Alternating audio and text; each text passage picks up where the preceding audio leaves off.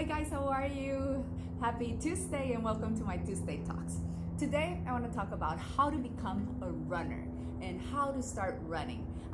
This is something that I really love.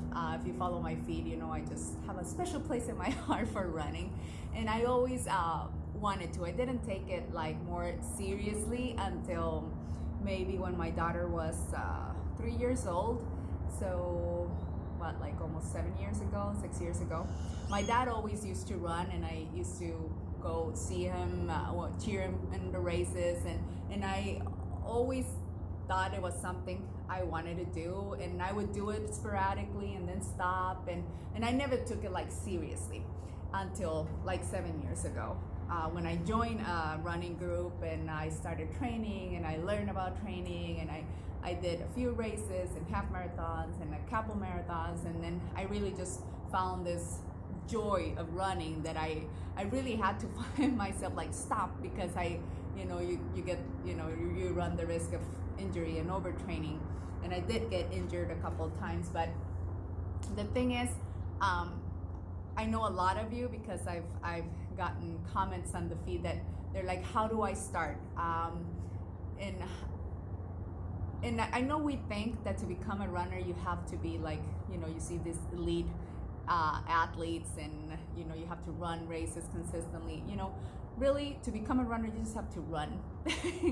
Just run. And I love running because I guess it's the cheapest and easiest and more accessible sport, I think, in my opinion, there is. All you really need, and I cannot be more emphatic about this, all you really need is a good pair of shoes. That's like, if you need to invest in something, it's your shoes. The rest, like the outfit and the little gadgets and electronics and headphones, all that is like secondary. All you really need to run is a good pair of shoes. And if you go to I recommend go to a specialty store, running store, and they can recommend exactly what kind of shoe you need, because this is gonna really help you avoid injuries. And I've had it, because, and I say it for experience, because I always thought, and I still have people telling me, oh, this, running, I don't want to do it because it would hurt my knees. It did hurt my knees, but why? Because I wasn't wearing the proper shoes.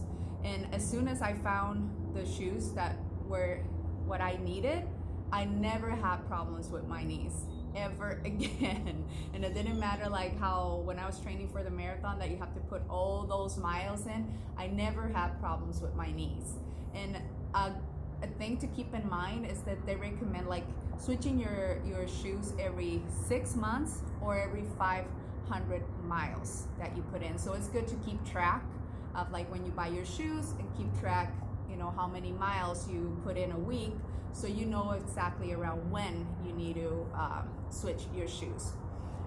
So number one is to find a good pair of shoes, and then just start running. And if you've never run before, you can start with the run walk, and there are different plans online that you can follow. But a good way to start is like, okay, let's say we're gonna take 30 minutes, and this day I'm gonna start with just you walk 5 minutes, you run 1, you run, and you jog, whatever pace you can do.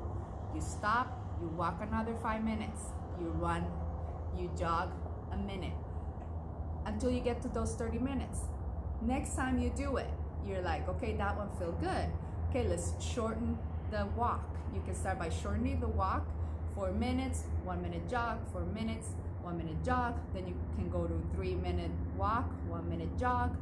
Then you can start switching it to, okay, let's do 3 minute walk, 2 minutes jog.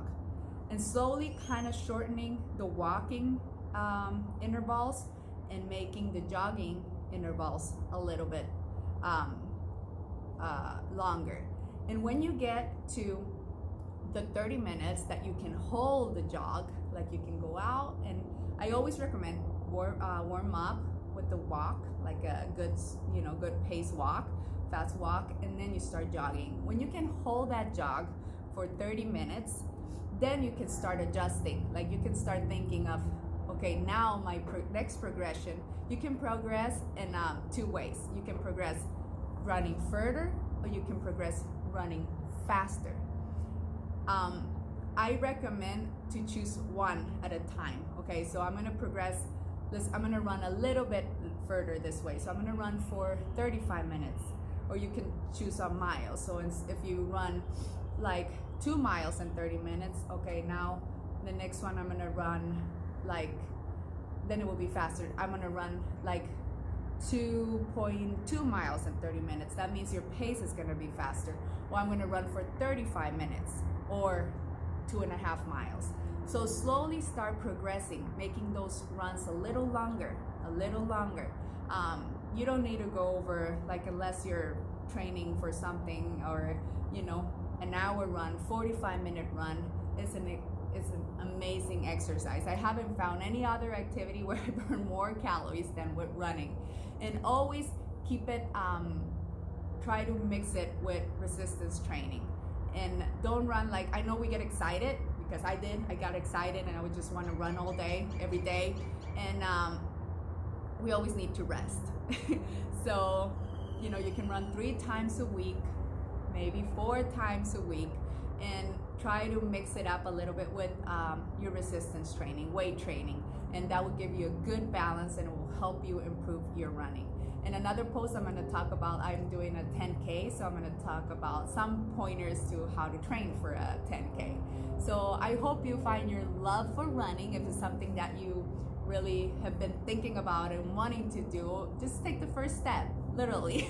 Take the first step, go out and start walking, jogging, and you'll see how you'll be improving so fast. Have a wonderful Tuesday.